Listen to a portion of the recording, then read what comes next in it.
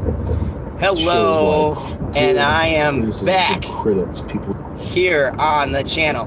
It is the most groundbreaking, earth-shaking, electrifying YouTuber in YouTube entertainment today. The man, the myth, the legend, Lee Cole IV. You can't see the eyebrow because I am currently driving. So if it's a little dark, that's why. I am here today to cover for you an article that was brought to my attention, and this was brought to my attention by PB. And if you guys aren't subscribed to his channel, go subscribe to him. Great guy. Me, him, Beck, and Prime Geek.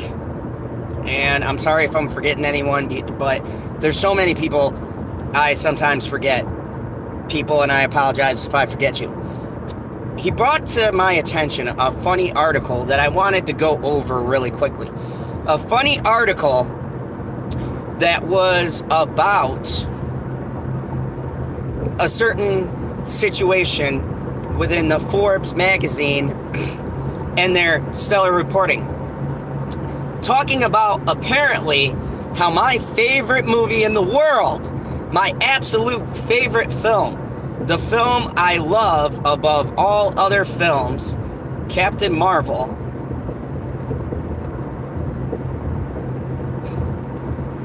there we go, talking about how Captain Marvel, they were giving her normal praise, and they were saying how Captain Marvel and Black Panther have single-handedly redefined and broken all of the stereotypes that you can't have a female lead or an African American lead. So I want to just break down the ridiculousness. And he was telling me, and I found this happening myself. As I'm reading this, I'm saying they're serious. The people at Forbes are serious. They really, truly think that these are groundbreaking movies. Now, let's start with Black Panther. Black Panther is a good film. I didn't personally like. I liked the villain. I thought the movie was way overhyped, but it wasn't a bad film. By all rights, Black Panther was decently made when compared to Captain Marvel. So, okay, Black Panther had a pretty good type of filmmaking. I had my own critiques and problems, which I've outlined in my Black Panther review. But, all right, Black Panther's a good film. Captain Marvel, oh boy, Captain Marvel, the movie that's been shilled beyond being shilled. This movie is so shilled that I can't even put into words the amount of protection they have shown Brie Larson continuously, day after day. She is the most protected star I've ever seen in my whole entire life. 33 years, I've never seen someone protected as much as Brie Larson has been protected. But here we are. She's protected. Brie Larson is one of the most protected stars on the face of this planet right now. The most. Now, let's jump back to, about a year ago when we had Wonder Woman. Wonder Woman does great in the box office. People look up to her. Good thing you can take your daughter to see. Someone to emulate. Did anyone from the media acknowledge how great this movie was? Because if the articles are out there, I haven't seen them. Not one. Saying how she broke the mold, how empowering the scenes were, how she didn't have to put down her male cast, the character development, nothing. Now, don't get me wrong. Wonder Woman did have some flaws. I didn't get a chance to do a video because it was before I started my channel. But maybe I'll do a contrast to Captain Marvel. So anyways, the media has been shilling for Captain Marvel. And now, as it gets ready to reach the billion mark, these people are so proud of this movie that they are saying that this new direction that Marvel is heading into is so progressive. This scares me for the future of the MCU, because the MCU, up until Captain Marvel, has kept politics at least out of their films. The actors, respectively, have all had their political things that they've said off camera, but nothing directly tied into a film. So, they have kept their comments out of it. Brie Larson is the first wave, the first successful wave to put propaganda outside of this film and have it actually be a success. And I hate to say it, but her film's a success. I mean, there really is no way around it. So, Forbes basically writes a fluff piece, racial and social boundaries, and how Brie Larson is the first most powerful female in the Marvel universe. And it's like, is there writing integrity anymore? I mean, do these guys even hear themselves when they write? Does anyone fact check anything being put out by newspapers anymore? Is there ever anyone who says, we got some of these stats and statistics wrong? No, there isn't. This piece is a great example of where our media has been heading for the past, since President Trump won? This is an example of everything wrong in entertainment right now. Everything. Black Angus covered another great thing. He's talking about in Georgia that they want to ban abortions as soon as you can hear the child's heartbeat, which I'm not going to get into a whole pro-choice, pro-life discussion on my channel, because that's just not where I head with these things. It's a very diversive type of conversation, but we can all agree that that is state business. Well, now Hollywood has come out. The girl who plays Valkyrie, I don't know her name, and then Mark Ruffalo, of course, and another one in the Avengers cast comes out calling for a boycott in Georgia. Now, keep in mind, the entertainment industry has heavy bases in Georgia. The Walking Dead, one of my favorite shows that I cover, is shot in Georgia. That's where they shoot The Walking Dead. There's a lot of big things shot there. So now we have a situation where these guys who are famous are using their pull, their sway, their money, and the consumer base to try to sway and force our opinions. And these kids and all of this new generation growing up, and all of these college kids that are being put through this system and brainwashed by social media and the entertainment are listening to these stars, and it's gonna get to a point where they're gaining traction, and literally the entertainment business is starting to control political narratives. This is a dangerous precedent. This is something that should never happen. Hollywood and entertainment should never cross into politics or policy making. That has been and should always be decided in a government or state level. When you have the media and you have these elitists actually gaining traction, it's a dangerous precedent. Because where does it stop? Where does these people stop with their political pain and their crazy, whacked out, leftist views, where does it stop? I'll tell you guys a story. I was talking to someone at the theater, and over here in Wisconsin, we just lost a great Republican in our office, Scott Walker. And since we've lost him, there's been a lot of crazy and wacky things go down. We've had a lot of policy changes and tax increases and things like that.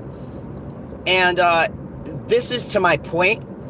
The kids that are coming up are watching these actors and actresses become activists, and they're starting to affect and shape policy. And this is not a good thing. This is a very, very, very bad and dangerous thing. People have the right to make their choices, and we should not be dictated by Hollywood and their cronies into forced political views that they have. Okay? If they want to have their own views, that's fine. I don't even fault a movie on the politics of the actor or actresses because it's entertainment. However, when entertainment starts crossing over into the political arena, that is when things get dangerous. Because now you have someone directly shaping policy that is not an elected official. And this is bad. This is very bad. These actors and actresses that are coming out and making these statements, and I agree 100% with Angus. We need to start boycotting these films, and we need to start not supporting these products coming out, because what's happening is these people are not only controlling the market, but now they're controlling the policies and the different views and public opinions that are being shaped. I mean, this is dangerous. This is really dangerous. And I thought today that I wasn't going to have a good rant video until I was checking out Black Angus. And if you guys don't know his site, check it out, Black Angus Reviews. He's got a lot of great pieces. But I was originally just going to do something just about PB and his awesome article that he gave me, because I found it funny with the whole Forbes thing. Yeah, PB, I was talking about your article earlier, how they were saying how great Captain Marvel and Black Panther was, how revolutionary all of their stuff was. So I was giving you a shout out, buddy. Thank you for that last night. So we have one article hyping up how great Brie Larson is, because God knows I don't get enough of that in my day, and how Black Panther and Captain Marvel are the best things since sliced bread, and Brie being a strong woman, and there's never been a greater woman character in the world except for her. Captain Marvel is the only strong female. We haven't had Ellen Ripley. We haven't had Sarah Connor. We haven't had Gal Gadot as Wonder Woman. No. Brie Larson as Captain Marvel, that's the only thing that matters now. The second article that I was talking about was by Black Angus Reviews, and how they're trying to get a boycott in Georgia because they want to get rid of abortions at, I believe it, what did he say, 6 weeks, when you can hear the baby's heartbeat. Actors from Endgame came out and said they want the people of Georgia to boycott everything that they can to affect the economy in the state, because they don't want this bill to pass. They don't want the bill to pass, so they're all pro-choice in Hollywood. They don't want this bill to pass. They want you to have the option to kill a life whenever you want to. And I'm not going to get into this discussion about this because it's a little bit heavier than I like to get on my channel, but the point is, entertainment is trying to shape policy now for states, and that's dangerous. The fact that you can use your platform of entertainment to affect masses, to affect a vote, should never happen. Voting should be up to the people. people's opinions shouldn't be manipulated and persuaded by these Hollywood elitists who think they know more about policy than, oh, I don't know, the rest of the people who go their whole life making policy. It is a scary concept. And where does it stop? Now, what? We're going to have presidential elections decided by this? We're going to have state and Senate runs decided by what these Hollywood stars say? They can just come out and say, hey, everyone who's a Marvel fan, don't go and vote for this person. And all of these idiots who are being reprogrammed by the school systems and everything else in the colleges, telling them, oh, the government is so out of control and hate this and hate that, are going to go and they're going to tweet all their friends, and then you're going to have a bad situation because now you have entertainment deciding policy itself. This is dangerous. This is bad on so many levels, and PB Black Angus covered this in a video. They are literally trying to shape Georgia's policy by enacting a boycott of the state, of the different things that they sell, in the hopes that the politicians are forced into killing this bill. How dangerous of a precedent is this? We cannot let Hollywood start shaping policies for states, because where does it stop? They are literally trying to shape a state's policy. That is dangerous. That is dangerous on so many levels that I don't think these kids understand. They don't understand what kind of an era we're going into.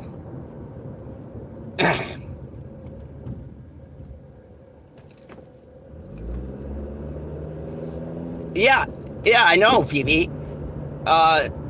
It's crazy. It's crazy. Over here in Wisconsin, I was just saying that we lost Governor Scott Walker to this radical Democratic guy, whoever it was. I forget. I was so mad. And our state policies are starting to be affected. And, you know, we have enough trouble with these radical leftists starting to gain a platform. And, you know, if we lose the courts and then we have entertainment starting to do their thing, this country's going into a dangerous, dangerous place. I never thought I'd say this. Thank you, Tony Evers. Thank you, PB. I finally made it home. This country is going to a very dangerous place. Everyone who's watching this and all of my 126 subscribers, which, by the way, thank you. This is a dangerous precedent that we are in right now.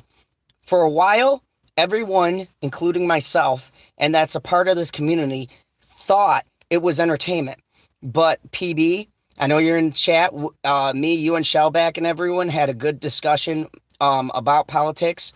And pretty much all of our political views are in the same arena.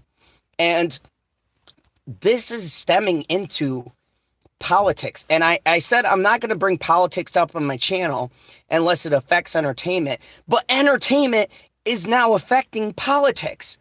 Entertainment is now becoming entwined. And I mentioned this in another video. Entertainment is now becoming entwined directly with politics.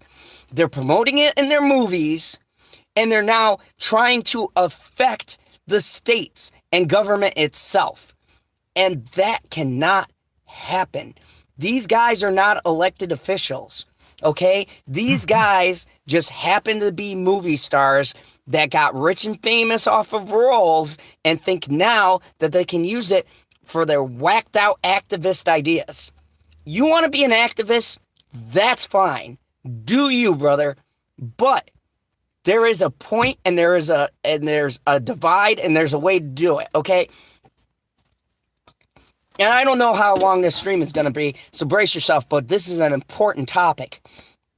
There is a reason why we have divided these things.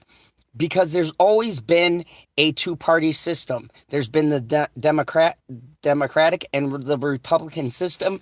There's been the House. There's been all of these safeguards, okay? And entertainment, since its inception, there have been activists, and they've always gone and done it on their own time, and they've supported their own causes and left the two separate. Because one is not the other one, okay? One of my favorite singers, one of my favorite bands, U2.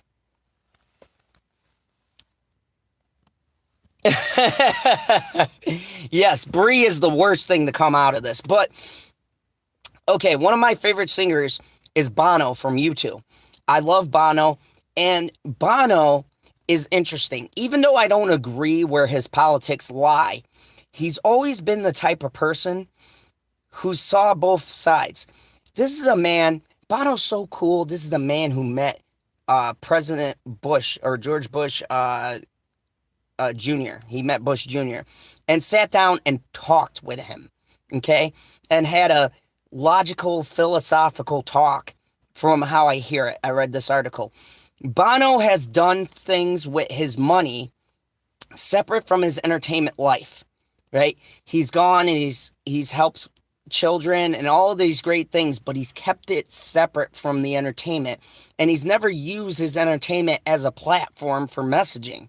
Okay? He's had a few songs here and there when something struck him that, he felt he had something to say, but it's always been tastefully done. Okay? Green Day, another favorite band of mine, they came out and it was an album called American Idiot. One of my favorite albums. It was a direct, knock on the war that was happening. It was respectful to the soldiers, but they didn't agree with the war itself. And now in hindsight, being a former military man, I can kind of more agree with their opinion. But they never came out and tried to use their platform as a way for activism to affect anything going on with the government. They just said, hey, we don't like this, this, and this. They made a heck of an album. Probably one of the best albums in their catalog. And they've done their own charity and stuff for the Katrina victims and all that. So I have a respect for Green Day as well. Now, Hollywood, they've had activism, but nothing like this. We have stars literally using their platform to try to manipulate policy, to try to manipulate and sway people's hearts and minds. And a Marvel platform. Marvel is huge. I hate to say it, Captain Marvel proved that you can put out a subpar Marvel movie and it can almost cross the billion. And I hate that, but it's the truth. I give Captain Marvel its credit where credit is due for being a crappy movie. She sure rode that pony to the show. But now here's the thing. This signals to them that they can do these kind of things and get away with it. They can get away with trying to tell us how to feel, trying to tell us what to think.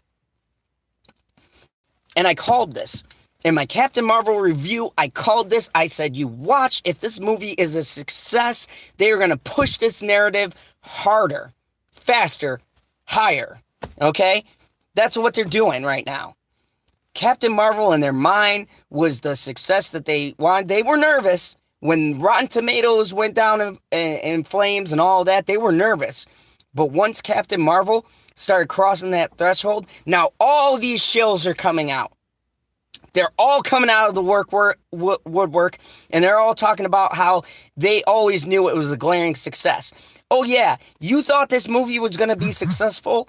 Read some of those comments. Read some of the reviews from the top. All right. Sorry about that. I got interrupted. My phone died. So, anyway.